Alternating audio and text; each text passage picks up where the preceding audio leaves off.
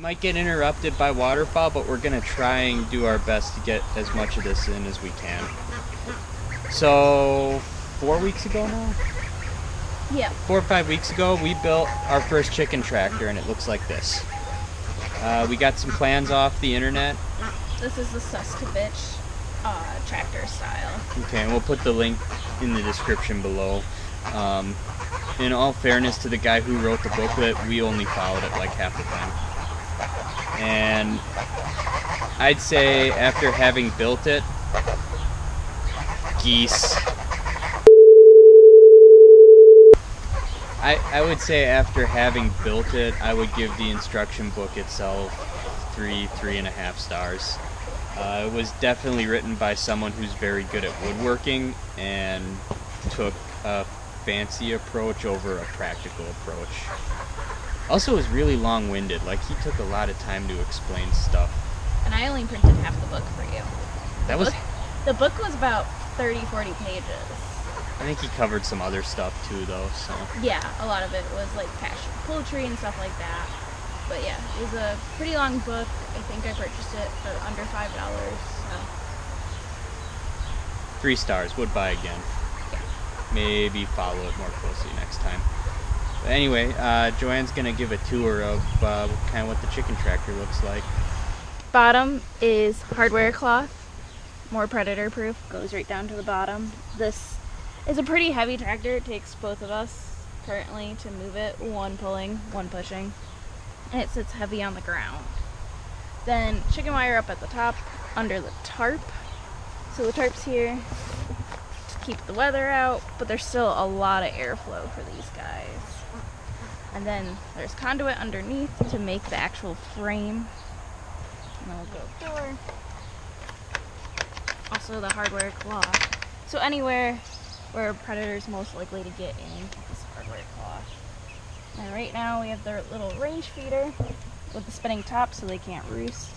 And then using chicken nipples on a 5-gallon bucket for their water. And we'll probably end up moving this probably every 2 days for them at this age. Probably moving it more often once they get bigger. So like I said at the start, this was our first chicken tractor. We had been raising chickens in a coop for a while now, but we wanted to build the tractor for the meat birds to do the pasture raising and get them moving around. And there's definitely some things we would do differently next time around. For one thing, the conduit, well, it's a really cool idea. It's really hard to do, and ours didn't come out great because I'm not a good conduit bender. I'm even worse. And it takes some skill to get all the arches perfectly lined up, so they're not lined up. What else would we do different? We're going to add a roost to this one at least, because these guys do like to roost a little bit. So these guys are Freedom Rangers, not the Cornish cross, so they're ready for butcher at 12 weeks versus 8, so they're a little more agile and like to move around a little more. So that's why we're doing the tractor also. And apparently Franz the goose doesn't like Cornish crosses. Some things we do like about it is really stout. It's going to be hard for predators to get into it even though there's nothing on the bottom. It's good and heavy so that a raccoon couldn't try and lift it up. About the only way they can get in is if they do some pretty serious tunneling. Yeah, due to it being so heavy, it sits pretty deep into the grass. Like, there's no real gaps. And we do kind of cheat, because if we have to move it any more than the distance of the tractor, we hook it up to the Alice and just pull it with that. So. Yeah, these guys have only been in here from today, but the geese were living in here at night for 2 weeks while we made their house. Yeah, and with the geese, we were moving it every other day, and they really, it looked like they destroyed the grass, but surprisingly it's coming back pretty quick.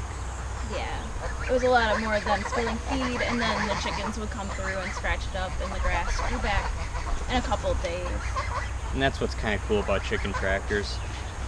Some things we did already do different from the design in the book was we added some U-bolts instead of zip ties to secure the conduit to each other. It's a little bit more sturdy. And we had a couple of really high, I think it got up to 50-mile-an-hour wind gusts twice now as the storm rolled through, and it's still holding together. Nothing came off at all.